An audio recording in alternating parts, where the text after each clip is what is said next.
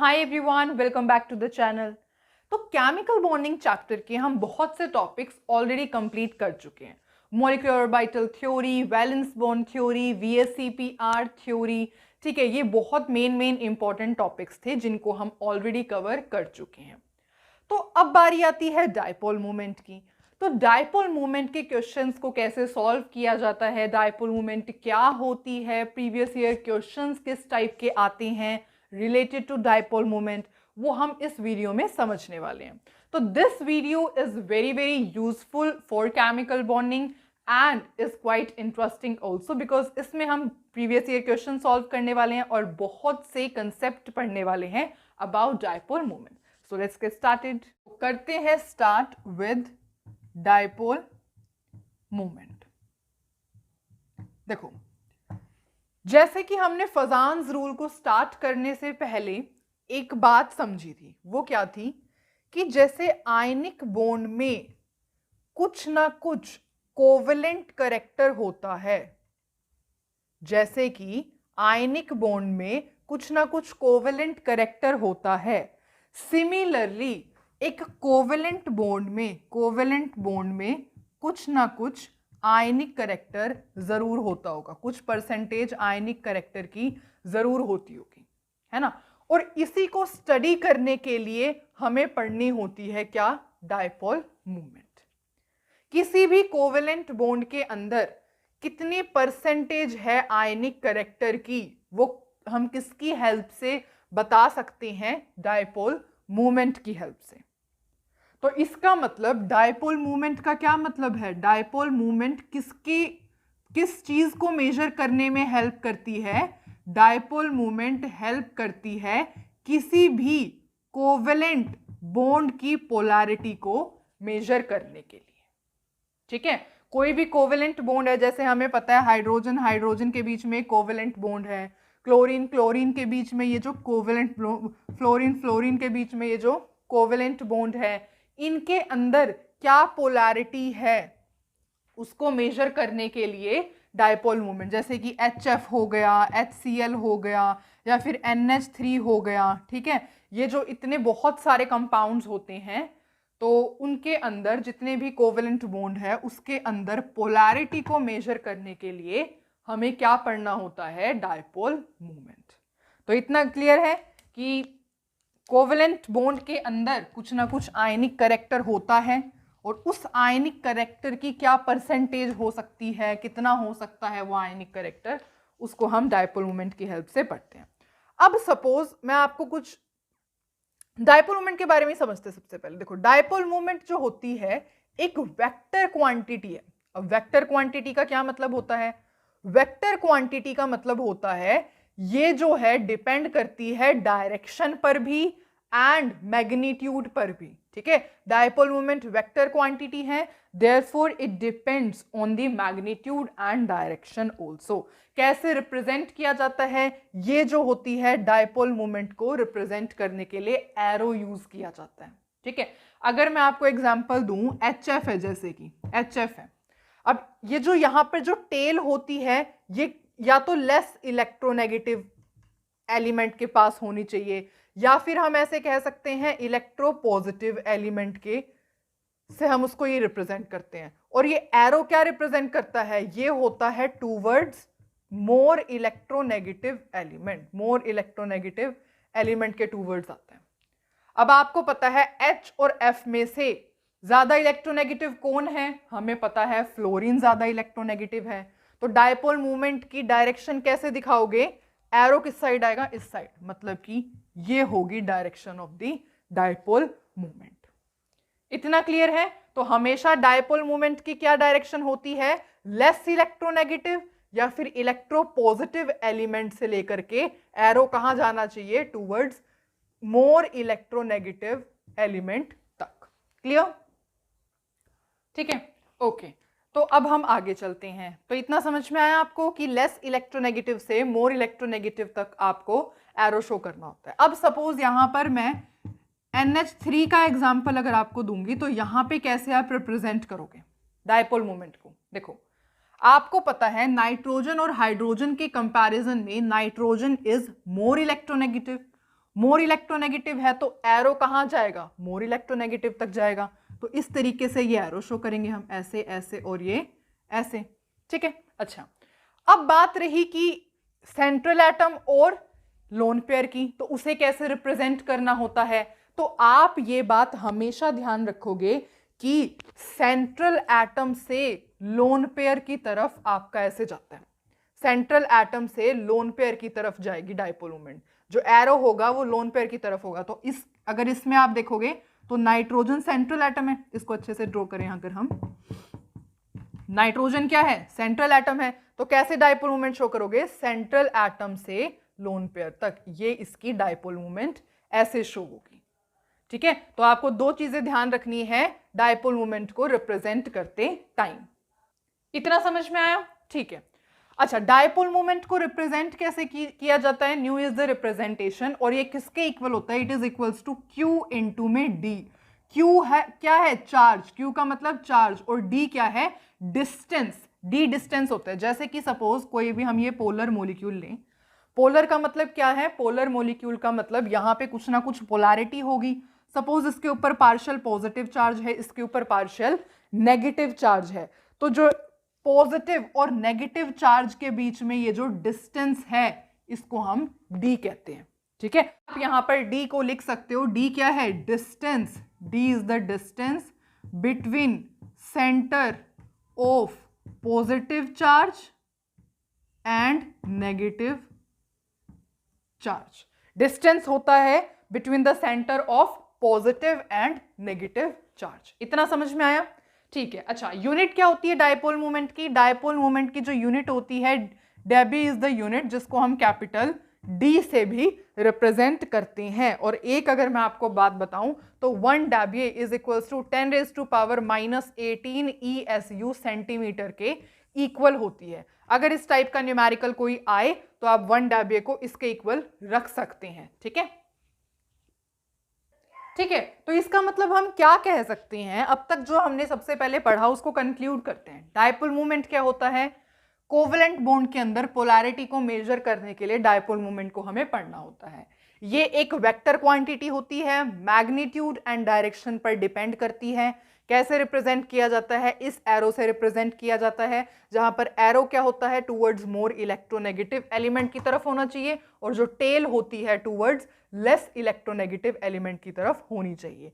या lone pair और central atom की बात करोगे तो एरो होना चाहिए लोन पेयर की साइड में और टेल होनी चाहिए सेंट्रल एटम की साइड में, ठीक है। कैसे मेजर की जा सकती है डायपोल मोमेंट, किस पर मेजर की जा सकती है, क्यू इनटू में डी। क्यू क्या है यहाँ पर, चार्ज, और डी क्या है, distance between centre of positive and negative charges, ठीक है। तो आपसे अगर कोई पूछे कि डायपोल मोमेंट मेनली किस पर डिपेंड करती है, चार्ज एंड डिस्टेंस पर डिपेंड करती है। इतना समझ में आया, ओके। अब आगे चलते हैं।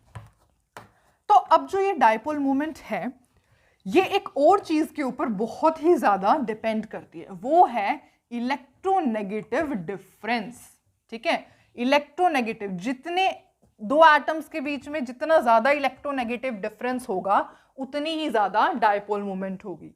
ग्रेट इलेक्ट्रोनेगेटिव डिफरेंस, ऐसे लिख दो इसको, इलेक्ट्रोनेगेटिव डिफरेंस, और उतनी ही ज्यादा greater will be dipole moment, dipole moment उतनी ही ज्यादा हो जाएगी। जैसे कि अगर मैं आपसे एक क्वेश्चन पूछूं कि यहां पर है आपके पास HF, HCl, HBr और HI, अब जल्दी से मुझे ये बताओ डायपोल मोमेंट का ऑर्डर बताओ, किसमें सबसे ज्यादा है किसमें सबसे कम है। आप क्या करोगे, ये देखोगे इलेक्ट्रोनेगेटिविटी डिफरेंस, देखो यहां पर क्या है, आपको पता है डिफरेंस कहां आ रहा है, फ्लोरीन, क्लोरीन, ब्रोमीन, आयोडीन, है ना, ठीक है। तो आपको पता होना चाहिए कि फ्लोरीन बहुत ज्यादा इलेक्ट्रोनेगेटिव है, इनमें डिफरेंस बहुत ज्यादा हो जाएगा। क्लोरीन इसके कंपैरिजन में थोड़ा कम इलेक्ट्रोनेगेटिव है, तो इनमें जो डिफरेंस होगा इलेक्ट्रोनेगेटिविटी का वो थोड़ा सा कम हो जाएगा। ब्रोमीन इससे भी कम इलेक्ट्रोनेगेटिव है, और आयोडीन इससे, ब्रोमीन से भी कम इलेक्ट्रोनेगेटिव है ना। इलेक्ट्रोनेगेटिविटी का ऑर्डर क्या होता है, ये होता है, ये है आपका ऑर्डर ऑफ इलेक्ट्रोनेगेटिविटी। इलेक्ट्रोनेगेटिविटी को ऐसे रिप्रेजेंट करते हैं, this is the order of electronegativity. तो सबसे ज्यादा इलेक्ट्रोनेगेटिव फ्लोरीन, तो हाइड्रोजन तो सब में कॉमन ही है, तो इलेक्ट्रोनेगेटिविटी डिफरेंस सबसे ज्यादा इसमें हो जाएगा, therefore order of the dipole moment will be this. तो आपको ध्यान रखना है जितना ज्यादा इलेक्ट्रोनेगेटिव डिफरेंस उतनी ही ज्यादा आपकी डायपोल मोमेंट होनी चाहिए। ठीक है, ओके। अच्छा जी, अब सपोज मैं आपको एक बात कहूं, अगर हम नॉन पोलर मॉलिक्यूल्स के बारे में थोड़ा सा डायपोल मोमेंट को अप्लाई करके देखें। नॉन पोलर मॉलिक्यूल्स का मतलब जो सेम एटम वाले होते हैं, जैसे कि हाइड्रोजन कैसे है, हाइड्रोजन हाइड्रोजन, जैसे कि ऑक्सीजन कैसे होता है, ऑक्सीजन ऑक्सीजन, जैसे कि नाइट्रोजन कैसे होता है, N ट्रिपल बॉन्ड N। अब इसमें सपोज मैं आपको डायपोल मोमेंट कहूं कि हाइड्रोजन की, ऑक्सीजन की, नाइट्रोजन की डायपोल मोमेंट का ऑर्डर आप मुझे बताओ, तो क्या होगा? देखो जल्दी से बताओ। देखो अभी आपने समझा है डायपोल मोमेंट इलेक्ट्रोनेगेटिव डिफरेंस पर डिपेंड करती है ना। इलेक्ट्रोनेगेटिव डिफरेंस यहां पर कुछ है? बिल्कुल भी नहीं है। सेम एटम है, इनके बीच में क्या इलेक्ट्रोनेगेटिव डिफरेंस होगा? जीरो इलेक्ट्रोनेगेटिव डिफरेंस है। क्यों? क्योंकि यहां पर जो है सेम सेम एटम्स लिंक है एक दूसरे के साथ, तो there is no electronegative difference, therefore इन सब में जो आपकी डायपोल मोमेंट आएगी वो जीरो के इक्वल आएगी। Dipole moment will be zero here. ठीक है, आप इस चीज को ऐसे भी समझ सकते हो, इसी चीज को समझने का एक अलग मेथड भी हो सकता है, और वो क्या है? देखो डायपोल मोमेंट किसके ऊपर डिपेंड करती है? क्यू इनटू में डिस्टेंस पर डिपेंड करती है ना। अब यहां पर क्या है, आप चार्ज देखोगे तो यहां पर तो कोई चार्ज सेपरेशन है ही नहीं, चार्ज सेपरेशन है ही नहीं, मतलब इक्वली शेयर्ड है ना, तो यहां पे क्यू किसके इक्वल हो गया? जीरो के इक्वल हो गया, और जीरो इंटू समथिंग जीरो होता है, तो डायपोल मोमेंट क्या आ रही है यहां पर? जीरो आ रही है। इस वजह से जो नॉन पोलर मॉलिक्यूल्स की डायपोल मोमेंट होती है वो किसके इक्वल होती है? जीरो के इक्वल होती है। ठीक है, फॉर नॉन पोलर मॉलिक्यूल्स आप ये बात नोट कर सकते हैं, नॉन पोलर मॉलिक्यूल्स की डायपोल मोमेंट जीरो के इक्वल होती है। रीजन आपको पता लग गया है। ठीक है, ओके। अब ये तो होगी इसकी बात। अगर हम पॉली एटॉमिक मॉलिक्यूल की बात करें, पॉली एटॉमिक मॉलिक्यूल का क्या मतलब है? पॉली का मतलब क्या?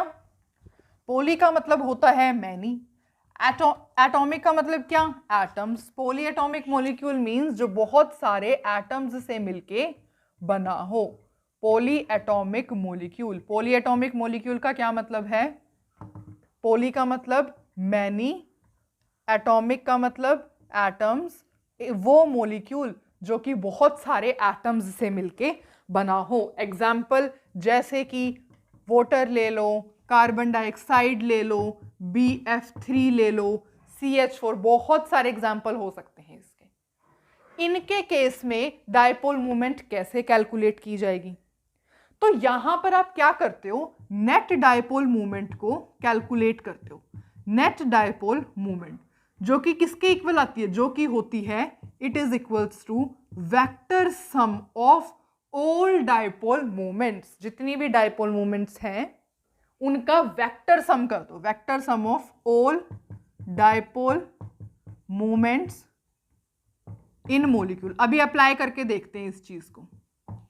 देखो जैसे कि वाटर है, वाटर का स्ट्रक्चर आपको पता है कैसा होता है? कुछ इस टाइप का होता है। कार्बन डाइऑक्साइड कैसा स्ट्रक्चर होता है? लीनियर स्ट्रक्चर होता है, जिसको शेप नहीं ड्रॉ करनी आती, VSAPR थ्योरी की वीडियो ऑलरेडी अपलोडेड है इस चैनल पे, आप वहां से चेक कर सकते हैं कि शेप को कैसे ड्रॉ करते हैं। ठीक है, VBT MOT हम ऑलरेडी ये सारे टॉपिक कवर कर चुके हैं। ठीक है, ओके। तो जैसे वाटर है, इसकी ये होगी, CO2 की लीनियर होती है, BF3 की देखोगे तो BF3 की ये ट्राइगोनल प्लेनर शेप होगी। अच्छा, अब इसके केस में अगर आपसे कोई डायपोल मोमेंट कैलकुलेट करने के लिए कहे तो आप कैसे करोगे? देखो यहां देखते हैं। सबसे पहले ऑक्सीजन और हाइड्रोजन में से कौन ज्यादा इलेक्ट्रोनेगेटिव है? ऑक्सीजन मोर इलेक्ट्रोनेगेटिव है, तो एरो जाएगा ऐसे। अगेन हाइड्रोजन और ऑक्सीजन में से oxygen is more electronegative, arrow जाएगा ऐसे। अगेन ऑक्सीजन और लोन पेयर में लोन पेयर मोर इलेक्ट्रोनेगेटिव, एरो जाएगा ऐसे। मतलब अब इनका जो मेन है ना, यहां पर क्या हो रहा है? यहां पर आपको कुछ ना कुछ डायपोल मूवमेंट हो रही होगी ना। देखो एक डायपोल मूवमेंट ऐसे जा रही है, एक डायपोल मूवमेंट ऐसे जा रही है, एक डायपोल मूवमेंट ऐसे जा रही है, इन दोनों को कंबाइन करोगे तो ओवरऑल इस टाइप से आ रहा है ना। तो नेट डायपोल मूवमेंट कैसे कैलकुलेट की जाएगी, vector sum of all dipole movement, ये इसकी प्लस इसकी प्लस इसकी सबका सम मिला करके कुछ ना कुछ यहाँ पे डायपोल मूवमेंट होगी। और अगर मैं आपको बात बताऊं, इट वाज एक्सपेरिमेंटली मेजर्ड कि वाटर की डायपोल मूवमेंट होती है 1.84 डेबी, अप्रोक्सीमेटली 1.85 ये वाटर की डायपोल मूवमेंट होती है। कार्बन डाइऑक्साइड की डायपोल मूवमेंट कैलकुलेट करना, देखो कार्बन और oxygen which is more electronegative, oxygen is more electronegative, arrow जाएगा ऑक्सीजन की तरफ। Carbon oxygen which is more electronegative, oxygen more electronegative, arrow जाएगा इस तरफ। इन दोनों का वेक्टर सम कर दो, इस डायपोल मूवमेंट का इस डायपोल मूवमेंट का वेक्टर सम करना, कैंसिल ही हो जाएगी ना, इसमें से ऐसे वेक्टर सम करोगे तो कैंसिल ही हो जाएगा। हेंस यहां पर डायपोल मूवमेंट किसके इक्वल होगी, 0 के इक्वल होगी। ठीक है, तो आपको पॉली एटॉमिक मॉलिक्यूल में हर एक की डायरेक्शन चेक करनी होती है, हर एक बॉन्ड की, चाहे सेंट्रल एटम से लोन पेयर हो, कि डायपोल मूवमेंट का आपने नेट डायपोल मूवमेंट का वेक्टर सम लेना है सभी डायपोल मूवमेंट को ऐड करके। Is it clear? ठीक है, अब नेक्स्ट एग्जांपल पे मूव करें। बोरोन और फ्लोरीन में से fluorine is more electronegative, arrow जाएगा फ्लोरीन की तरफ। इधर भी फ्लोरीन मोर इलेक्ट्रोनेगेटिव, एरो जाएगा फ्लोरीन की तरफ। फ्लोरीन मोर इलेक्ट्रोनेगेटिव, एरो जाएगा ऐसे। तो इन शॉर्ट एक डायपोल मूवमेंट तो ऐसे आ रही है, और इन दोनों का वेक्टर सम करोगे तो एक डायपोल मूवमेंट ऐसे जा रही है ना। एक डायपोल मूवमेंट तो इस साइड आ रही है, यहां लिखी। इन दोनों का वेक्टर सम करेंगे तो ओवरऑल रिजल्टेंट जो होगा वो इस साइड जा रही है। तो अब इन दोनों ने क्या किया, इन दोनों ने एक दूसरे को कैंसिल कर दिया। देयरफॉर यहां पर भी डायपोल मूवमेंट किसके इक्वल है, 0 के इक्वल है। ठीक है, तो अगर आपको पॉली एटॉमिक मॉलिक्यूल, जिसके हम बहुत सारे क्वेश्चंस अभी सॉल्व करने वाले हैं, उसके अंदर आप क्या करोगे, सबसे पहले आपको अरेंजमेंट का पता होना बहुत जरूरी है। ठीक है, कैसे इनकी शेप क्या होती है, इनकी अरेंजमेंट कैसे होती है, एटम्स कैसे अरेंज होते हैं, इनका आपको पता होना बेहद जरूरी है। तो जो डायपोल मूवमेंट होती है in case of poly atomic molecule, वो दो चीजों पर मेनली डिपेंड करती है, कैसे एटम्स अरेंज्ड हैं, और दूसरी बात जो इंडिविजुअल बॉन्ड की डायपोल मूवमेंट क्या है उसके बेसिस पर। क्लियर?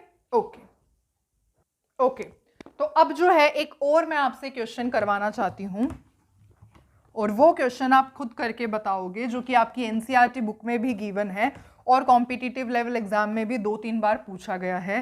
दैट इज NH3 और NF3 के अंदर आप बताओ किसकी डायपोल मूवमेंट सबसे ज्यादा होगी, किसकी डायपोल मूवमेंट सबसे ज्यादा होगी। आप अपनी नोटबुक में सॉल्व करो, मैं यहां बोर्ड पर सॉल्व करती हूँ। देखो सबसे पहले काम होगा NH3 NF3 के स्ट्रक्चर को ड्रॉ करने का।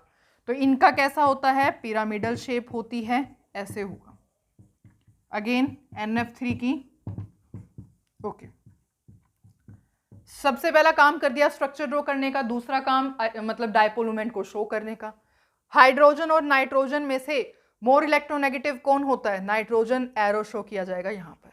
अगेन हाइड्रोजन नाइट्रोजन में से nitrogen is more electronegative, arrow show करो यहां पर। अगेन एरो ऐसे आ जाएगा, इसमें तो कोई डाउट आई गेस होना नहीं चाहिए। बात की जाती है नाइट्रोजन और लोन पेयर, तो आपको पता है लोन पेयर की तरफ एरो शो होता है। इन शॉर्ट जो रिजल्टेंट डायपोल मूवमेंट बन रही है, देखो कैसे जा रहे हैं, 3 एरो तो ऐसे जा रहे हैं ना, ऐसे ऐसे ऐसे, और एक एरो ऊपर की तरफ जा रहा है। मतलब रिजल्टेंट डायपोल मूवमेंट कुछ ना कुछ तो बन ही रही है, ऐसे ओवरऑल इसी डायरेक्शन में काम कर रही है डायपोल मूवमेंट, तो कुछ ना कुछ रिजल्टेंट डायपोल मूवमेंट यहां पर है, देयर इज समथिंग। अब वो एक्सपेरिमेंटल डाटा ही बता सकता है। क्यों, एक बात और, जो डायपोल मूवमेंट टॉपिक है ना, डायपोल मूवमेंट वो एक्सपेरिमेंटली बेस्ड है, सब कुछ कंप्लीटली एक्सपेरिमेंटली बेस्ड होते हैं इसके डाटा। एक्सपेरिमेंटल बेस्ड डेटा आपको ये देता है डायपोल मूवमेंट जो टॉपिक है। तो एक्सपेरिमेंट से हम थ्योरी पोर्शन जो है इसका कंक्लूड करते हैं। ठीक है, तो यहां पर हमने देखा कि कुछ ना कुछ डायपोल मूवमेंट है। अब इसके केस में देखते हैं, नाइट्रोजन और फ्लोरीन में से फ्लोरीन मोर इलेक्ट्रोनेगेटिव, तो यहां पर जाएगा। फ्लोरीन मोर इलेक्ट्रोनेगेटिव, तो एरो फ्लोरीन की तरफ। फ्लोरीन मोर इलेक्ट्रोनेगेटिव, एरो फ्लोरीन की तरफ। और नाइट्रोजन और लोन पेयर के कंपैरिजन में लोन पेयर तक एरो जाएगा, है ना।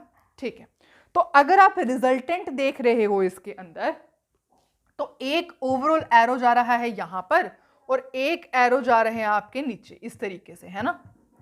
मतलब एक तो इसकी डायरेक्शन ये है और इनकी डायरेक्शन ऐसे है।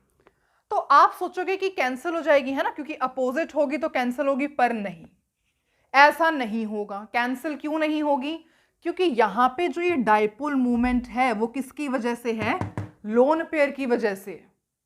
सेंट्रल एटम और जो यहां पर लोन पेयर है इसकी वजह से डाइपोल मूवमेंट है। और ये डाइपोल मूवमेंट कैसी है? ये डाइपोल मूवमेंट बॉन्ड की डाइपोल मूवमेंट है। नाइट्रोजन फ्लोरीन के बीच में जो बॉन्ड है उसकी डाइपोल मूवमेंट है ये सब की सब। तो आप ऐसे कैंसिल नहीं कर सकते। अगर ऊपर भी फ्लोरीन होता अटैच तो कैंसिल हो सकती थी, लेकिन यहां पर ये डाइपोल मूवमेंट लोन पेयर की है और ये जो तीनों डाइपोल मूवमेंट है ये बॉन्ड की डाइपोल मूवमेंट है। इस वजह से कैंसिल तो नहीं हो पाएंगी ये, लेकिन इसकी डाइपोल मूवमेंट कुछ ना कुछ आएगी। पर NF3 की डाइपोल मूवमेंट हमें ये पता लग गया कम होगी as compared to dipole movement of NH3, है ना। इतना तो हम कंक्लूड कर सकते हैं। तो ये बात आपको ध्यान रखनी है कि इसमें भी कुछ ना कुछ डाइपोल मूवमेंट आएगी, इसके अंदर भी कुछ ना कुछ डाइपोल मूवमेंट आएगी।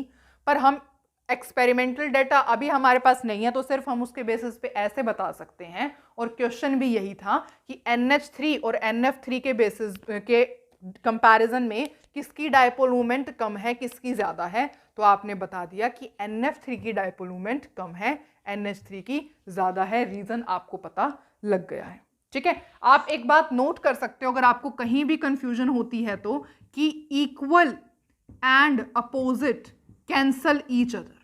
Equal and opposite cancel each other, बात खत्म। डाइपोल मोमेंट के टॉपिक में आप जब स्ट्रक्चर ड्रॉ करोगे उसके अंदर आप ये थ्योरी अप्लाई करोगे कि इक्वल और अपोजिट एक दूसरे को कैंसिल करते हैं।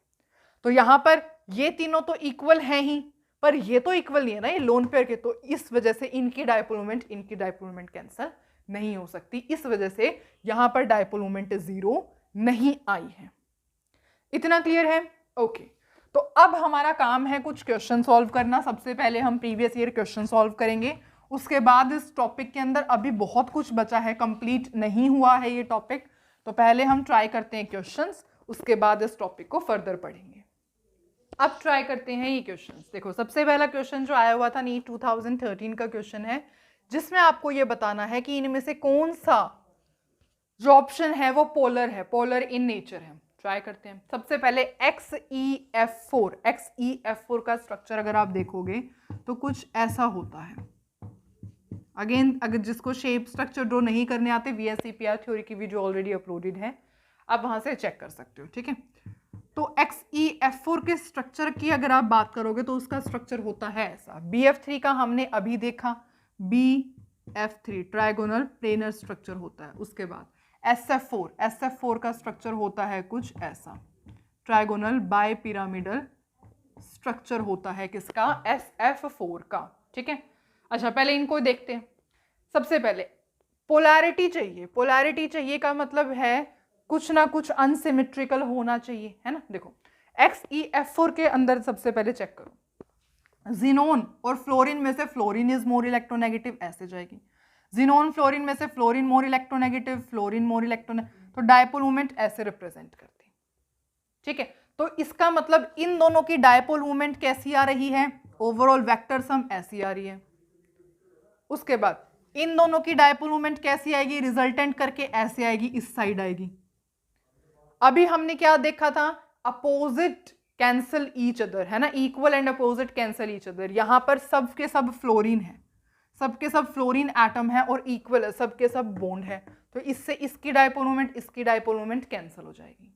अच्छा, अब रहेगी लोन पेयर की बात। तो लोन पेयर देखते हैं। देखो, लोन पेयर ऊपर की तरफ है, जिनोन मतलब एक जाएगी डायपोल मोमेंट ऐसे अबव की तरफ, और एक लोन पेयर नीचे भी है, तो एक लोन पेयर का एरो आएगा यहां पर। अब equal and opposite cancel each other, है ना।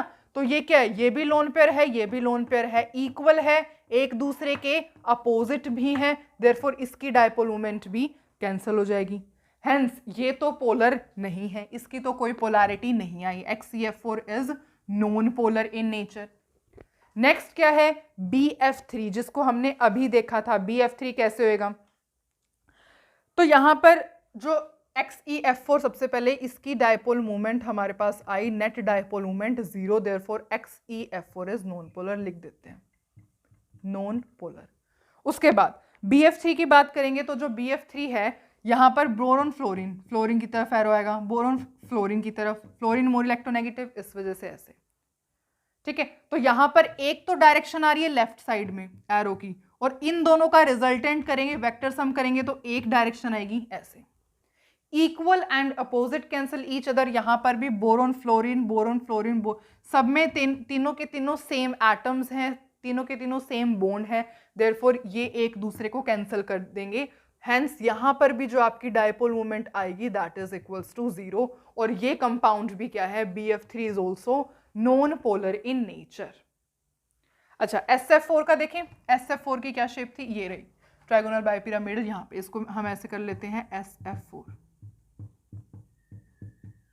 अच्छा, SF4 का अगर हम देखेंगे तो सल्फर और फ्लोरीन में से फ्लोरीन इज मोर इलेक्ट्रोनेगेटिव, ऐसे जाएगा एरो, यहां पर भी एरो ऐसे जाएगा, यहां पर एरो ऐसे, फ्लोरीन की तरफ एरो, और सल्फर और लोन पेयर की तरफ एरो अगर आप शो करोगे तो एक एरो ऐसे जाएगा। अब देखते हैं, देखो एक एरो जा रहा है ऐसे, एक यहां पर और ऐसे, ये आई है टोटल आपका, ठीक है। देखो अगर अबव एंड बिलो की बात करेंगे तो यहां पर भी सल्फर और फ्लोरीन का बॉन्ड है, यहां पर भी सल्फर और फ्लोरीन का बॉन्ड है, इक्वल है, अपोजिट भी है डायरेक्शन दोनों की डायपोल मूवमेंट की, देयरफॉर एक दूसरे को कैंसिल कर देंगे। अब इन दोनों का रिजल्टेंट जो आएगा वो ऐसे हम कर दें, रिजल्टेंट ऐसे आएगा, वेक्टर सम ऐसे आएगा।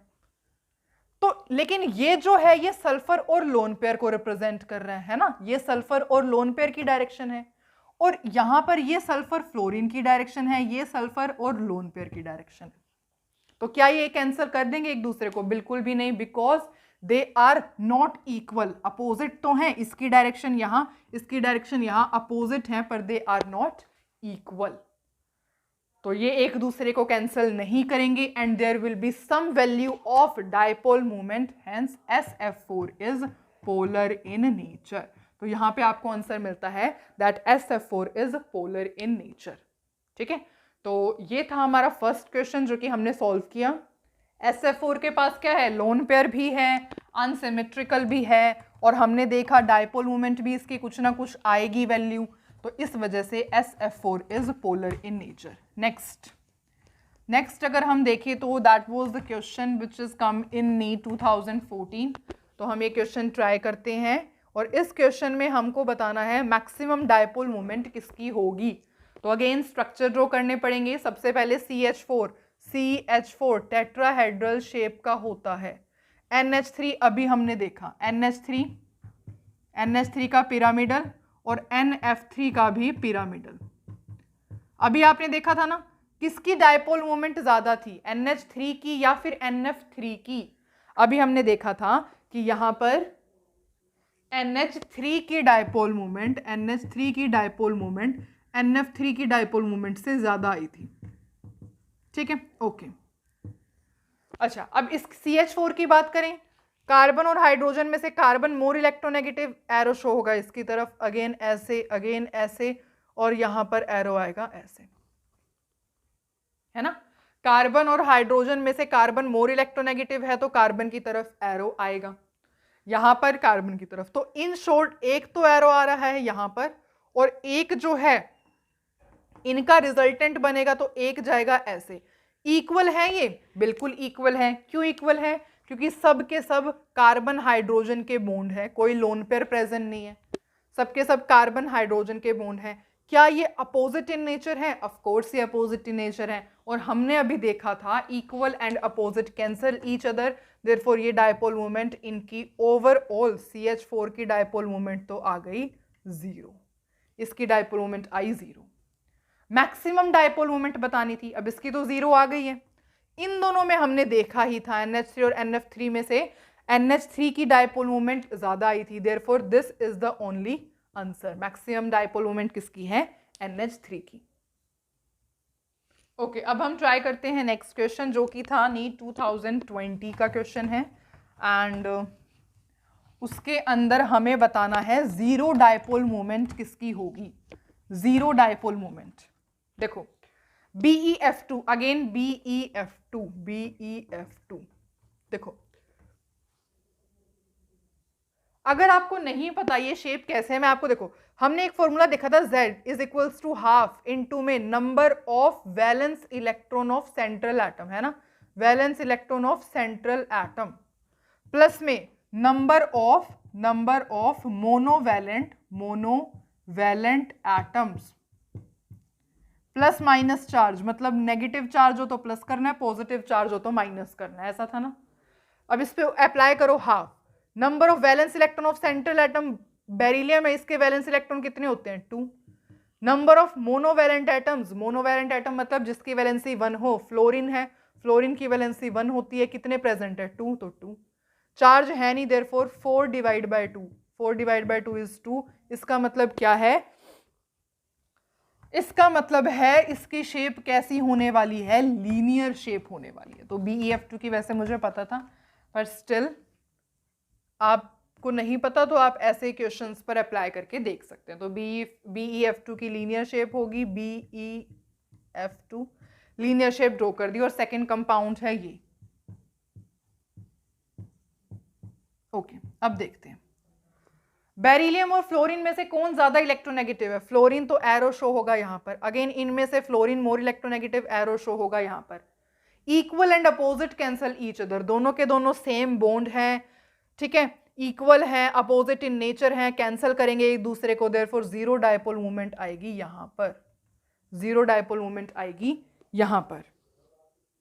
अच्छा, इसके अंदर क्या डायपोल मूवमेंट जीरो आएगी, देखो यहां पर क्या है, कार्बन होता है, ये क्या है, बेंजीन है ना, दिस इज द स्ट्रक्चर, ये क्या होता है, बेंजीन होता है। जहां पर ये क्या होते हैं, ऐसे होते हैं कार्बन, ठीक है, और यहां पर ऑल्टरनेटिव पोजीशन पर डबल बॉन्ड लगे होते हैं और एक एक हाइड्रोजन। ये स्ट्रक्चर होता है किसका, बेंजीन का, जिसको हम कैसे रिप्रेजेंट कर सकते हैं, this is equivalent to this, इसको ऐसे दिखा देते हैं हम, ठीक है, ठीक है, ओके। तो बेंजीन है ये, बेंजीन का पता लगा आपको, ठीक है। तो मतलब आपको मेन इसका स्ट्रक्चर बताने का ये था कि यहाँ पर क्या होता है, कार्बन होता है, ये कार्बन है, हर ये क्या है, carbon, these are the points of carbon represent करते हैं। अब कार्बन और क्लोरीन में से हमें पता है chlorine is more electronegative, arrow जाएगा क्लोरीन की तरफ। अगेन कार्बन एंड क्लोरीन में से क्लोरीन मोर इलेक्ट्रोनेगेटिव, एरो जाएगा क्लोरीन की तरफ। क्या ये इक्वल एंड अपोजिट हैं, अपोजिट तो हैं ही ये, क्या ये इक्वल हैं, of course they are equal, carbon chlorine के बीच में बॉन्ड है, hence equal and opposite cancel each other, एक दूसरे की यहाँ पर डायपोल मोमेंट कैंसल हो जाएगी, और इसकी भी डायपोल मोमेंट किसके इक्वल आएगी, दैट इज जीरो के इक्वल आएगी, ठीक है। तो ये हमने क्वेश्चन सॉल्व किया, और अब हम ट्राई करेंगे कुछ और क्वेश्चंस रिलेटेड टू दिस। बस आपको ये बात ध्यान रखना है कि इक्वल एंड अपोजिट को ही एक दूसरे से कैंसिल करवाना है। अब ट्राई करते हैं ये क्वेश्चंस। देखो सबसे पहले ये क्वेश्चन आया हुआ था नी 2019 में, जिसको आपको ये बताना है कि ऑर्डर ऑफ डायपोल मोमेंट क्या होगा। वैसे एक दो ऑप्शंस और थे यहाँ पर वो हमने ऑलरेडी डिस्कस कर लिए हैं, तो उन पे टाइम हम वेस्ट नहीं करेंगे। तो ये केस देखते हैं, NH3 एंड वाटर में से डायपोल मोमेंट किसका ज़्यादा है किसका कम। देखो NH3 का आपको स्ट्रक्चर पता है, NH3 का स्ट्रक्चर होता है ऐसा। वैसे तो आपको वाटर का भी स्ट्रक्चर पता है, बेंड शेप होती है, वाटर इज लाइक दिस, ठीक है, ओके। अब बात आती है कि इनमें से डायपोल मोमेंट किसकी ज़्यादा होगी, देखते हैं। देखो यहाँ पर नाइट्रोजन मोर इलेक्ट्रोनेगेटिव है, जो एरो नाइट्रोजन की तरफ जाएगा, इसको थोड़ा सा बड़ा ड्रॉ करते हैं। Nitrogen is more electronegative, therefore arrow जाएगा नाइट्रोजन की तरफ ऐसे, और नाइट्रोजन और लोन पेयर में से एरो जाएगा लोन पेयर की तरफ। तो कुछ ना कुछ डायपोल मोमेंट इसकी आएगी ही आएगी। अब बात करते हैं ऑक्सीजन और ये मतलब वाटर की। ऑक्सीजन और हाइड्रोजन में से ऑक्सीजन मोर इलेक्ट्रोनेगेटिव, एरो जाएगा ऐसे, ठीक है। अब यहां पर आप देख रहे हो ऑक्सीजन और दो लोन पेयर हैं, तो एरो जाएगा ऐसे। तो वाटर और NH3 के अंदर वाटर की डायपोल मूवमेंट जो है वो ज्यादा होगी या NH3 की ज्यादा होगी, ये देखते हैं। देखो तो तो यहां पर आप देख रहे हो हाइड्रोजन हाइड्रोजन प्रेजेंट है, तो इनमें तो कुछ डिफरेंस आने वाला है नहीं। डिफरेंस कहां आ रहा है? दो जगह पे, एक तो नाइट्रोजन है, यहां पर ऑक्सीजन है, यहां पर एक लोन पेयर और यहां पर दो लोन पेयर प्रेजेंट है। तो आपको आई गेस डिफरेंस क्लियर हो ही गया होगा। हमें पता है इस बात का, electronegativity of oxygen is more than nitrogen. Electronegativity oxygen की ज्यादा होती है नाइट्रोजन के कंपैरिजन में, और यहां पर दो लोन पेयर प्रेजेंट है, तो लोन पेयर की वजह से भी डायपोल मूवमेंट आती है, आपको पता है, और यहां पर एक लोन पेयर प्रेजेंट है, तो इस वजह से जो है वाटर की डायपोल मूवमेंट ज्यादा होगी एज कंपेयर टू NH3। ठीक है, अच्छा नेक्स्ट जो है, अगेन हमें क्या बताना है? ऑर्डर बताना है किसका? हाईएस्ट डायपोल मूवमेंट का। Order of the highest dipole moment. यहां पर आप देख रहे हो डिफरेंस कहां आ रहा है? देखो सबकी सबसे पहले तो ये हाइड्राइड्स हैं, है ना, सबकी सब ये क्या है? हाइड्राइड्स है। और एक बात अगर आप नोट कर लो कि जो डायपोल मूवमेंट होती है, dipole movement of hydrides, hydrides की डायपोल मूवमेंट डिक्रीज करती है down the group, decrease down the group, ये ठीक है। तो यहां पर क्या है? NH3, PH3, SbH3, ASH3, group 15 के एलिमेंट्स है ना, नाइट्रोजन, फॉस्फोरस, एंटीमनी, ठीक है, ये सब कुछ जो है ग्रुप 15 के एलिमेंट्स हैं। इस वजह से यहां पर top to bottom nitrogen, phosphorus, Sb, AS top to bottom जाएंगे। जो डायपोल मोमेंट है हाइड्राइड्स की वो डिक्रीज करती है, इस वजह से हाईएस्ट डायपोल मोमेंट तो हो जाएगी NH3 की। तो ये तो बात होगी, अगर आपको ये सेंटेंस लर्न है तो ठीक है। अदरवाइज कैसे हम चेक कर सकते हैं? इलेक्ट्रोनेगेटिव के बेसिस पे। हमें पता है देखो डिफरेंस कहाँ आएगा यहाँ पर? डिफरेंस तो सिर्फ नाइट्रोजन, फॉस्फोरस, आर्सेनिक, एंटीमनीन की वजह से ही डिफरेंस आएगा, है ना। तो नाइट्रोजन, फॉस्फोरस, Sb, AS इनकी वजह से ही डिफरेंस आएगा, क्योंकि यहाँ पे 3 हाइड्रोजन प्रेजेंट है सब में। तो आपको पता है नाइट्रोजन इलेक्ट्रोनेगेटिविटी इन तीनों से ज्यादा है, इलेक्ट्रोनेगेटिविटी डिफरेंस ज्यादा, तो डायपोल मोमेंट ज्यादा, therefore highest dipole moment NH3 की होगी। यहां पर जो N और H का बॉन्ड है, नाइट्रोजन और हाइड्रोजन का बॉन्ड है, वो मोस्ट पोलर है, इस वजह से as compared to PH, SbH, ASH इनके कंपैरिजन में, that's why NH3 has highest dipole moment among all this। अब नेक्स्ट जो क्वेश्चन है वो आप होमवर्क में खुद ट्राई करोगे। 2021 का क्वेश्चन है, रिसेंटली पूछा गया था। इसमें से आपको ये बताना है नॉन पोलर कौन सा है। नॉन पोलर आंसर मैं आपको बता देती हूँ, SbCl5 is non polar in nature. ये नॉन पोलर होगा, क्यों होगा वो आप चेक करोगे, आपका आंसर सही आएगा या नहीं आएगा, आप ऐसे चेक कर सकते हो। तो ये 2021 का क्वेश्चन है, नॉन पोलर आपको बताना था। SbCl5 is non polar in nature, you have to solve it on your own. ठीक है, तो अब जो है हम थोड़ा सा आगे चलते हैं। हमने इतना जो है समझा है, I guess it is clear to you all till now, जो भी हमने समझा है, क्वेश्चन सॉल्व किए हैं। अब हम जो है क्वेश्चंस तो सॉल्व करेंगे ही, पर थोड़ा सा टॉपिक को आगे भी पढ़ेंगे। अब थोड़ा ये समझते हैं, देखो ये थोड़ा सा थ्योरी पोर्शन है, तो मैं आपको बता देती हूँ।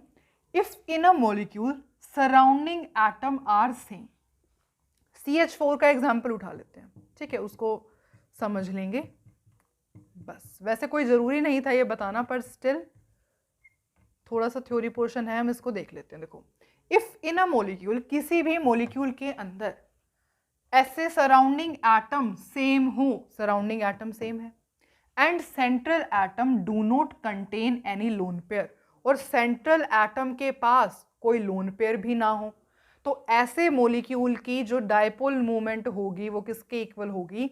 0 के इक्वल होगी। और ऐसा जो होगा वो क्या होगा? नॉन पोलर होगा, कंप्लीटली सिमेट्रिकल मॉलिक्यूल होगा।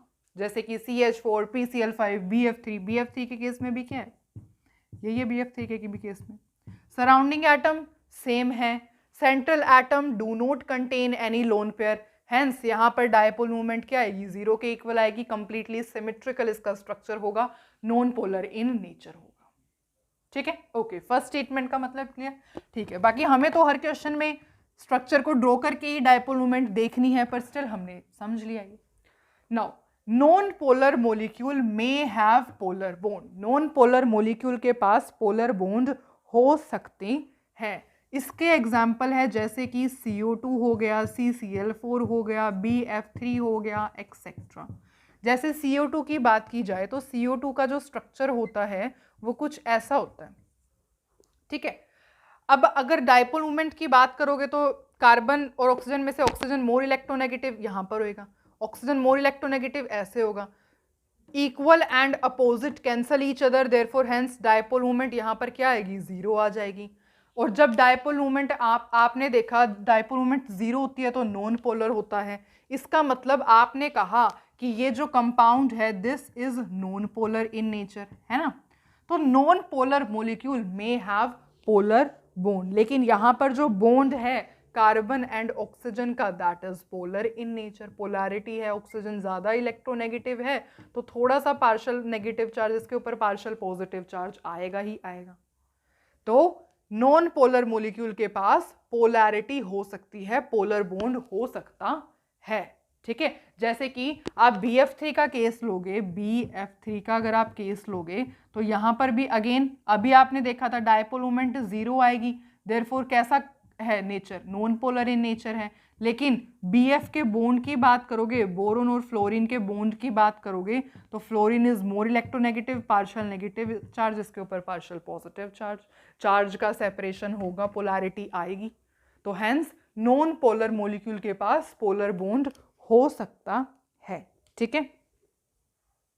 अच्छा नेक्स्ट क्या है, if dipole moment is not equals to zero, किसी भी अगर आपने क्वेश्चन में सॉल्व किया है और डायपोल मोमेंट जीरो के इक्वल नहीं आई है तो इसका क्या मतलब है कि वो कैसा है, पोलर है एंड अनसिमेट्रिकल इन नेचर है। जैसे कि वाटर की बात की जाए तो यहाँ पर आपको मैंने बताया था स्टार्टिंग ऑफ द लेक्चर में इसकी डायपोल मोमेंट अप्रोक्सीमेटली 1.84 डब्ल्यू होती है ना। डायपोल मोमेंट जीरो के इक्वल नहीं होती, इस वजह से ये पोलर है और इसका कोई सिमेट्रिकल शेप भी नहीं है, अनसिमेट्रिकल शेप इसकी होती है। Example CH3 Cl CH Cl3, ये कंपाउंड्स अभी हम क्वेश्चन में डिस्कशन करने वाले हैं इन कंपाउंड्स का, ठीक है।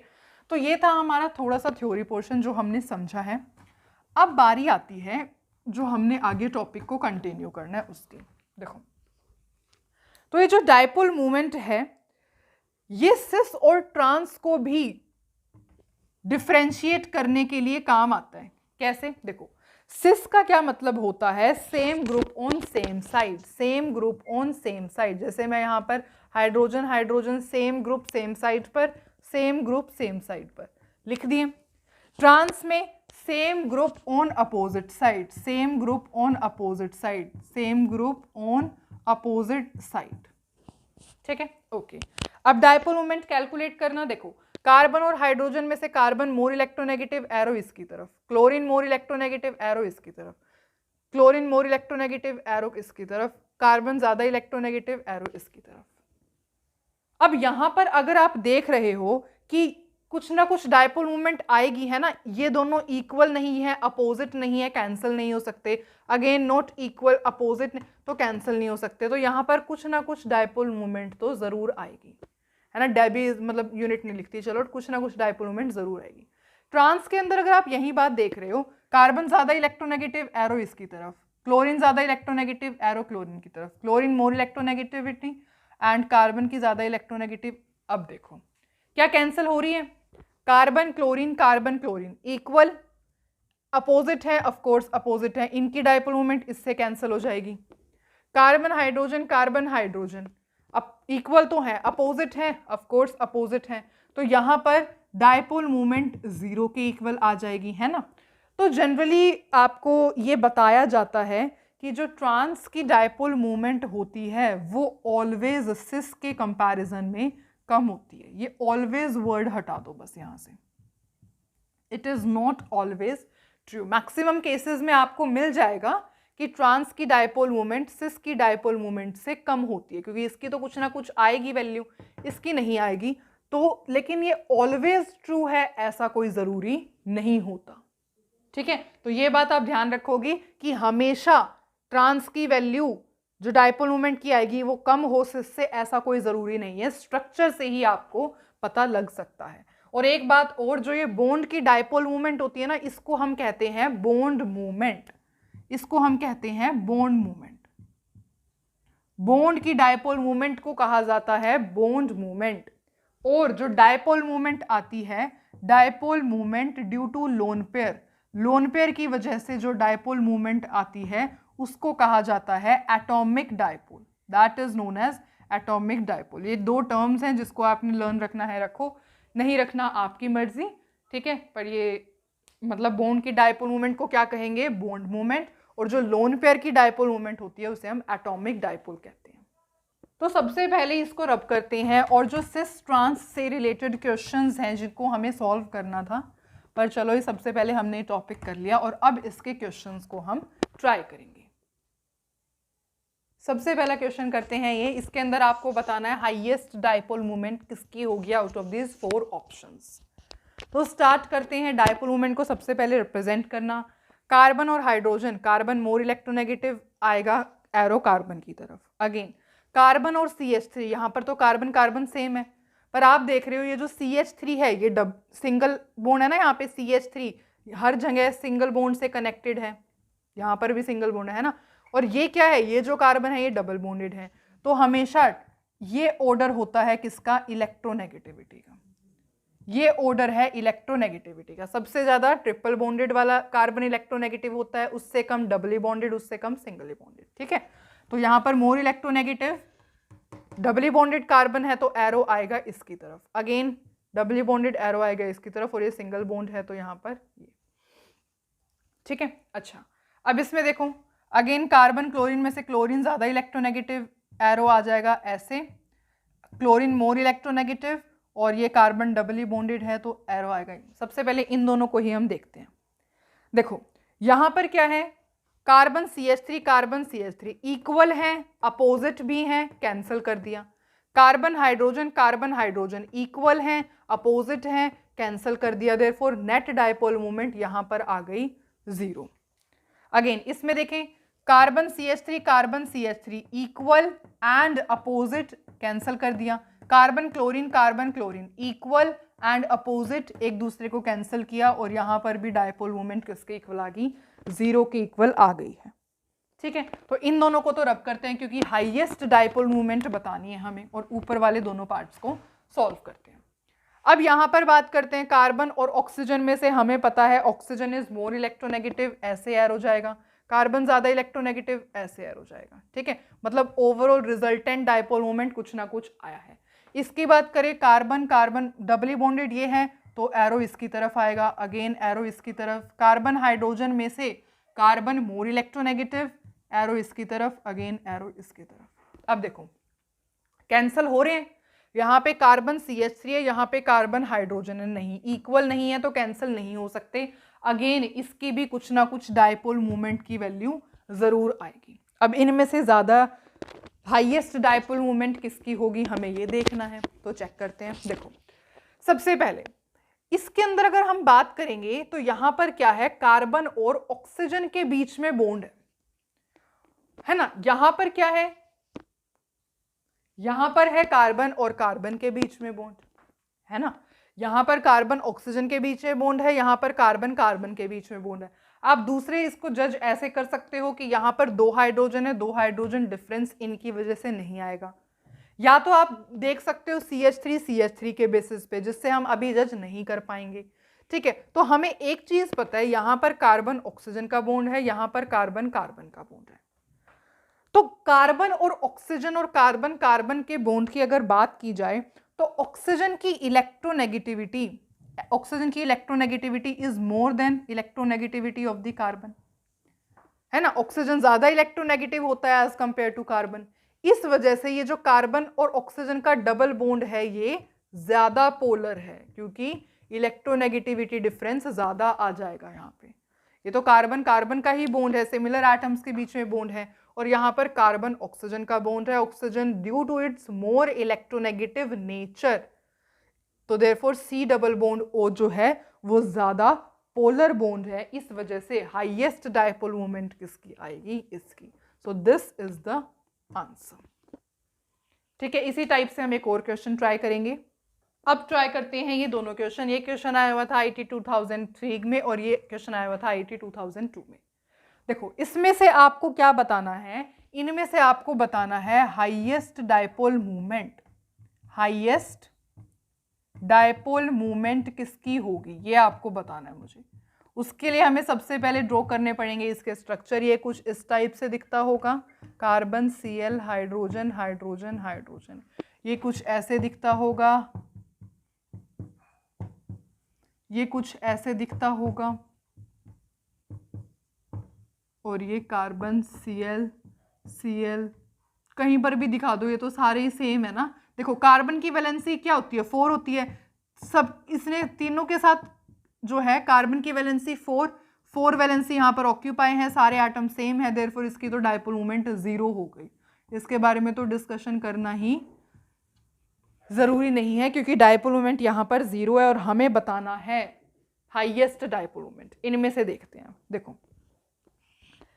यहां पर आप देखोगे कार्बन हाइड्रोजन में से कार्बन इज मोर इलेक्ट्रोनेगेटिव, तो आपका एरो जाएगा ऐसे। क्लोरीन ज्यादा इलेक्ट्रोनेगेटिव, क्लोरीन की तरफ। ओवरऑल डायपोल मूवमेंट आई है आपकी ऐसे। यहां पर देखो क्लोरीन ज्यादा इलेक्ट्रोनेगेटिव, ठीक है, कार्बन ज्यादा इलेक्ट्रोनेगेटिव, ओके। कैंसिल कर रहे हैं, नहीं, इक्वल एंड इक्वल ही नहीं है, अपोजिट, तो फिर क्या कुछ ना कुछ तो डायपोल मूवमेंट यहां पर भी आएगी। यहां पर देखो डायपोल मूवमेंट क्लोरीन ज्यादा इलेक्ट्रोनेगेटिव, तो उसकी तरफ एरो जाएगा। अगेन क्लोरीन ज्यादा इलेक्ट्रोनेगेटिव, यहाँ पर क्लोरीन मोर इलेक्ट्रोनेगेटिव यहाँ पे, ओके। अब मतलब मेन यहाँ पर प्रॉब्लम आ सकती है कि हाईएस्ट डायपोल मोमेंट इन तीनों में से किसकी होगी। तो देखते हैं। देखो यहाँ पर है carbon chlorine equal and opposite, equal and opposite, equal and opposite cancel each other, therefore इनकी डायपोल मोमेंट कैंसल हो गई, लेकिन कुछ ना कुछ इसकी वजह से आएगी। कार्बन हाइड्रोजन क्लोरीन है ना, इसकी वजह से कुछ ना कुछ डायपोल मोमेंट आपके पास आएगी। अब बात करते हैं इसकी। तो इसकी डायपोल मोमेंट के अंदर अगर आप बात करोगे तो यहाँ पे कुछ ना कुछ कैंसिल तो हो ही नहीं रहा है ना, कुछ ना कुछ डायपोल मोमेंट यहाँ पर भी आएगी। और यहाँ पर क्या है, 2 हाइड्रोजन प्रेजेंट है, 2 क्लोरीन प्रेजेंट है। यहाँ पर क्या है, 3 हाइड्रोजन प्रेजेंट है, 1 क्लोरीन प्रेजेंट है। तो अब इनको डिफरेंशिएट कैसे करेंगे? एक्चुअली इनको डिफरेंशिएट किया जा सकता है सिर्फ और सिर्फ एक। देखो आप ये तो बता सकते हो कि इसकी तो इन दोनों के कंपैरिजन में लीस्ट डायपोल मोमेंट होगी। क्यों? क्योंकि ये तो कैंसिल ही हो गया, ये तो कैंसिल ही हो गई, इक्वल एंड अपोजिट ने कैंसिल कर दिया, ये इनकी वजह से आएगी डायपोल मोमेंट। तो इन दोनों के कंपैरिजन में तो इसकी डायपोल मोमेंट कम होगी। तो मैं आपको एक्सपेरिमेंटल डाटा देती हूं और उसके बेसिस पर क्या है, उसके बेसिस पर है ये। कैसे? देखो अगर आप डिफरेंस देखोगे इसमें और इसमें कुछ ज्यादा डिफरेंस नहीं है, 93 और 55 कुछ ज्यादा डिफरेंस नहीं है इसमें। लेकिन इसके और इसके अंदर देखोगे तो यहाँ पर बहुत ज्यादा डिफरेंस है। और ऐसा क्यों है आपको रीजन पता है, क्योंकि यहाँ पे एक बॉन्ड मतलब 2 बॉन्ड की डायपोल मोमेंट कैंसिल हो ही चुकी है, ठीक है। तो इस वजह से ये एक्सपेरिमेंटल डाटा है जिसके बेसिस पे आप जज कर सकते हो। तो हाईएस्ट डायपोल मोमेंट किसकी आएगी, इसकी आएगी। ये आप अपने माइंड में सेव कर लो तो बहुत अच्छा रहेगा, क्योंकि IIT 2003 का क्वेश्चन है, अच्छा क्वेश्चन है, एक्सपेरिमेंटल डेटा पे क्वेश्चन बेस्ड है। तो आई गेस आपको ये पता अब होना चाहिए कि CH3Cl की डायपोल मोमेंट सबसे ज़्यादा, उससे कम CH2Cl2 की, सबसे कम CHCl3 की, और इसकी तो 0 के इक्वल ही है, ठीक है। तो ये आपने एक क्वेश्चन सॉल्व किया, तो इसको जो है आप बिल्कुल याद कर लीजिएगा, ठीक है। नेक्स्ट अब हम क्वेश्चन सॉल्व करते हैं। नेक्स्ट क्वेश्चन है ये कि IIT 2002 में क्वेश्चन आया हुआ था। अगेन इसके अंदर आपको बताना है डायपोल मोमेंट के बारे में। यहां पर आपको बताना है लोएस्ट डायपोल मोमेंट किसकी होगी, लोएस्ट डायपोल मोमेंट बताओ किसकी आएगी। इसमें देखते हैं कार्बन और कार्बन, डबली बॉन्डेड कार्बन ज्यादा इलेक्ट्रोनेगेटिव, देयरफॉर एरो इसकी तरफ, कार्बन मोर इलेक्ट्रोनेगेटिव, एरो इसकी तरफ, ये ऐसे और ये जो होगा एरो ऐसे। क्या इक्वल एंड अपोजिट कैंसिल हो रहे हैं? यहाँ पे कार्बन कार्बन का, यहाँ कार्बन हाइड्रोजन का नहीं, कुछ ना कुछ तो डायपोल मोमेंट यहाँ आएगी ही। इसको चेक करते हैं। यहाँ पर देखो कार्बन कार्बन का बॉन्ड है, ट्रिपल बॉन्डेड वाला कार्बन मोर इलेक्ट्रोनेगेटिव, देयरफॉर ऐसे जाएगा, ठीक है। अब क्या है, एक तो यहाँ पे H नहीं है, यहाँ पे CH3 है। Again triple bonded carbon more electronegative, ऐसे जाएगा एरो। इक्वल है, कार्बन कार्बन कार्बन मतलब कार्बन CH3 का बॉन्ड है, बिल्कुल इक्वल है। अपोजिट है, बिल्कुल अपोजिट है। कैंसिल करेंगे, यहाँ पे डायपोल मोमेंट कैंसिल हो जाएगी, ओवरऑल डायपोल मोमेंट 0 के इक्वल आ जाएगी। तो lowest dipole moment between these two options किसकी है? इसकी, क्योंकि यहाँ पर डायपोल मोमेंट क्या है? 0 है। और वैसे आप ये भी चेक कर सकते हो कि ये क्या है? लीनियर स्ट्रक्चर है, बिल्कुल ही सिमेट्रिकल है। और जब भी कोई सिमेट्रिकल स्ट्रक्चर होता है without the presence of lone pair, surrounding atom same होते हैं, उनकी डायपोल मोमेंट 0 के इक्वल आती है। तो अब ये देखते हैं कि ये क्या लिखा हुआ है डायपोल मोमेंट में, ये क्या है, हमें ये समझते हैं। देखो, सबसे पहले मैंने आपको बेंजीन के स्ट्रक्चर में ऑलरेडी स्ट्रक्चर बता चुकी हूं। बेंजीन का क्या होता है? कंप्लीटली बेंजीन एक नॉन पोलर कंपाउंड है। नॉन पोलर क्यों कंपाउंड है? क्योंकि आप देख पा रहे हो सिमेट्रिकल हेक्सागोनल स्ट्रक्चर है इसका, जिस वजह से benzene is non polar in nature. देखो, अब ये क्या है? बेंजीन है। बेंजीन के रिंग्स तो आपको दिख रहे हैं, पर आपको दिख रहा है क्लोरीन की पोजीशन चेंज हो रही है। सबसे पहले क्लोरीन 1-2 पोजीशन पर प्रेजेंट है, फिर 1-3 पोजीशन पे, फिर 1-4। देखो ये है ना 1-2 1-2 3 1-2 3 4, ठीक है। तो जब 1-2 पोजीशन के पे जो बेंजीन रिंग होता है, उसकी बेंजीन रिंग पे 1-2 पोजीशन पे अगर कोई ग्रुप प्रेजेंट होता है तो उसको हम, उस कंडीशन को हम कहते हैं ऑर्थो, ठीक है। 1-3 पोजीशन अगर बेंजीन रिंग की ऑक्यूपाइड है बाय एनी अदर ग्रुप तो उसको हम कहेंगे मेटा पोजीशन, एंड 1-4 पोजीशन को हम कहते हैं पैरा पोजीशन, ठीक है।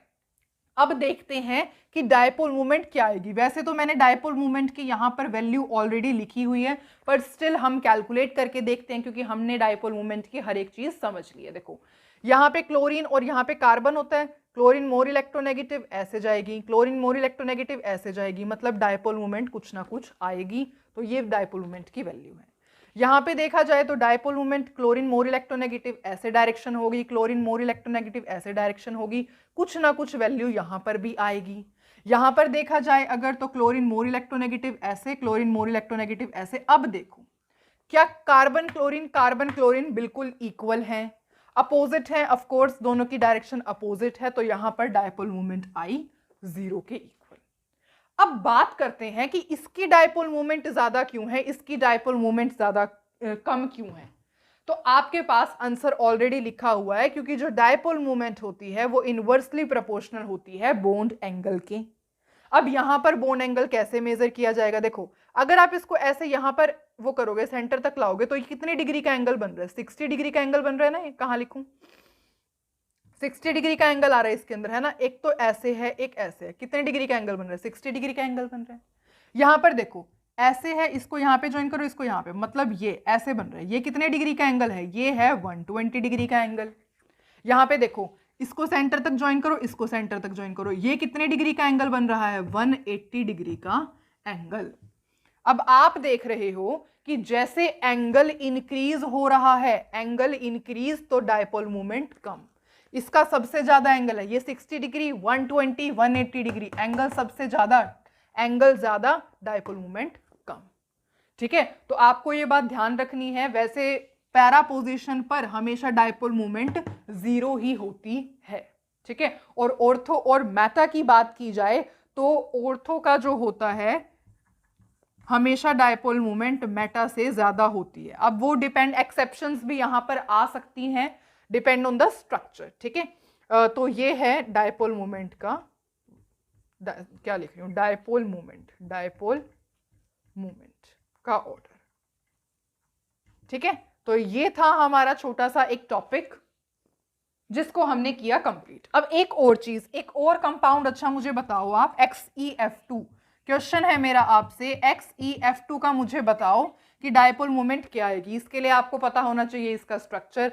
तो XeF2 मैं आपको बता देती हूँ, क्योंकि आपको, अगर आपको VSCPR थ्योरी आती है तो आप आराम से बता पाएंगे। नहीं आती आपको VSCPR थ्योरी, शेप बताना, ठीक है, हाइब्रिडाइजेशन नहीं आता, ज्योमेट्री बताना, VBT नहीं पता, तो आप जो है इसी चैनल पर ऑलरेडी ये सब वीडियोस अपलोडेड हैं, आप जा करके चेक कर सकते हो, ठीक है। तो यहाँ पर मैं हाँ यहाँ पे थे हम। तो ये जो है इसकी XeF2 का स्ट्रक्चर कुछ इस टाइप से होता है। अब तो डायपोल मोमेंट बता दोगे? बताओ। देखो, फ्लोरीन ज्यादा इलेक्ट्रोनेगेटिव, एरो इसकी तरफ, फ्लोरीन मोर इलेक्ट्रोनेगेटिव, एरो इसकी तरफ, लोन पेयर की तरफ एरो, लोन पेयर की तरफ एरो, लोन पेयर की तरफ एरो। एक एरो आ रहा है यहाँ पर जो कि लोन पेयर की वजह से, एक इनका रिजल्टेंट बनेगा। रिजल्टेंट कैसे बनेगा? इस साइड में। दोनों एक दूसरे को कैंसिल कर सकते हैं। कैंसिल सिर्फ एक ही कंडीशन पर होते हैं और वो कंडीशन क्या है कि equal and opposite. Lone pair बिल्कुल इक्वल हैं और अपोजिट भी हैं, इनकी तो कैंसिल हो जाएगी। अब अबव एंड बिलो का देख लो। एक्सीएफ एक्सीएफ मतलब कि बॉन्ड्स तो दोनों इक्वल हैं, अपोजिट भी हैं क्या? ऑफ कोर्स अपोजिट हैं, तो देयरफॉर यहां पर नेट डायपोल मूवमेंट क्या आएगी? 0 के इक्वल आएगी। आई होप आपका आंसर सही होगा। So very good. अगर आपका आंसर सही था तो, और अगर सही नहीं भी था तो भी हमने सीख लिया। अच्छा, एक और चीज होती है डायपोल मूवमेंट में। जैसे मैंने कहा, हमने स्टार्टिंग ऑफ द लेक्चर में ये पढ़ा था कि डायपोल मूवमेंट का मतलब क्या होता है? किसी भी कोवेलेंट बॉन्ड के अंदर कितना आयनिक करेक्टर है ये बताना। तो परसेंट आयनिक करेक्टर हम कैसे बता सकते हैं? Experimental value of dipole movement divide by में theoretical value of dipole movement into में 100। ये फॉर्मूला होता है जिसकी हेल्प से आप परसेंट आयनिक करेक्टर को कैलकुलेट कर सकते हो in any given question. Clear? और डायपोल मूवमेंट की वैल्यू क्या रखोगे यहाँ पे? आपको पता है dipole movement is equals to Q into में D, चार्ज इंटू में distance between the centre of positive and negative charge. ठीक है, तो यहाँ पर एक्सपेरिमेंटल वैल्यू अगर आपको गिवन है तो आप गिवन वैल्यू रखो, थ्योरेटिकल वैल्यू को कैलकुलेट करो। कैसे कैलकुलेट करोगे? इस फॉर्मूले से, और अपना अप्लाई करो। इससे रिलेटेड हम एक क्वेश्चन सॉल्व करेंगे, डू नॉट वरी। ठीक है, अब हम इसको थोड़ा सा रब करते हैं और सबसे पहले इससे रिलेटेड एक क्वेश्चन को सॉल्व कर लेते हैं और 2-3 अब सॉल्व करते हैं ये दोनों क्वेश्चन। देखो, सबसे पहली बात, अगर आपको किसी क्वेश्चन में ये पता करना हो कि परमानेंट डायपोल मूवमेंट है या नहीं, तो आप देखोगे पोलर होना चाहिए वो जो कंपाउंड है, मॉलिक्यूल है, और उसकी जो डायपोल मूवमेंट है must not be equal to 0। तो वो जो मॉलिक्यूल होगा it will possess permanent dipole movement. ठीक है, अच्छा नेक्स्ट क्वेश्चन करते हैं। इनमें से बताना है डायपोल मूवमेंट किसकी ज्यादा है। डिफरेंस आपको पता है, यहाँ पर देखो CH तो सेम ही है। यहाँ पे ऐसे होगा ना, carbon CH, Cl Cl Cl, यहाँ पे H F और F, ऐसे ही होगा, है ना। मतलब कार्बन और CH तो सेम ही है। डिफरेंस कहाँ आ रहा है? यहाँ पर है कार्बन और क्लोरीन का बॉन्ड, यहाँ है कार्बन और फ्लोरीन का बॉन्ड। आपको पता है फ्लोरीन इज मोर इलेक्ट्रोनेगेटिव, तो देयरफॉर यहाँ पर इलेक्ट्रोनेगेटिविटी डिफरेंस ज्यादा होगा। इलेक्ट्रोनेगेटिविटी डिफरेंस ज्यादा तो डायपोल मूवमेंट ज्यादा, देयरफॉर डायपोल मूवमेंट का ऑर्डर हो जाएगा ये। अब विदाउट वेस्टिंग एनी टाइम, क्योंकि बहुत बड़ा लेक्चर ऑलरेडी हो गया है, 1 घंटे से ज्यादा का ही हो गया, तो ये क्वेश्चन जल्दी से सॉल्व करते हैं। देखो, calculate dipole movement of HCl की हमें कैलकुलेट करनी है। बॉन्ड डिस्टेंस गिवन है, चार्ज गिवन है, परसेंट आयनिक करेक्टर हमें बताना है। सबसे पहले डायपोल मूवमेंट को कैलकुलेट करो, that is equals to Q into में D। Q की वैल्यू क्या गिवन है आपको? 4.8 इंटू 10⁻⁻10। डिस्टेंस क्या गिवन है आपको? 1.34 एंगस्ट्रॉम। पर आपको ये बात पता होनी चाहिए, ये एंगस्ट्रॉम में है, ये ESU में है, तो हमें सबसे पहले एंगस्ट्रॉम को किस में कन्वर्ट करना पड़ेगा? सेंटीमीटर में कन्वर्ट करना पड़ेगा। सेंटीमीटर में कन्वर्ट हमें क्यों करना पड़ेगा? क्योंकि हमें पता होना चाहिए कि 1 dBA is equals to 10⁻⁻18 ESU centimetre.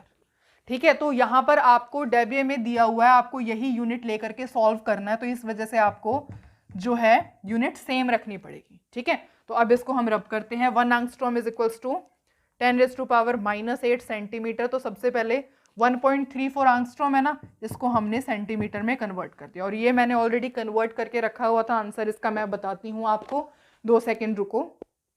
तो इसका आंसर आपका आएगा 6.4 into 10⁻⁻18 ESU centimetre.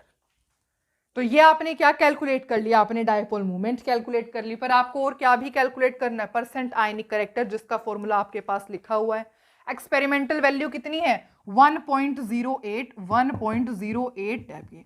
Theoretical value आपने क्या कैलकुलेट की, रखो यहाँ पे पुट करो 6.4 इंटू 10⁻⁻18 ESU सेंटीमीटर।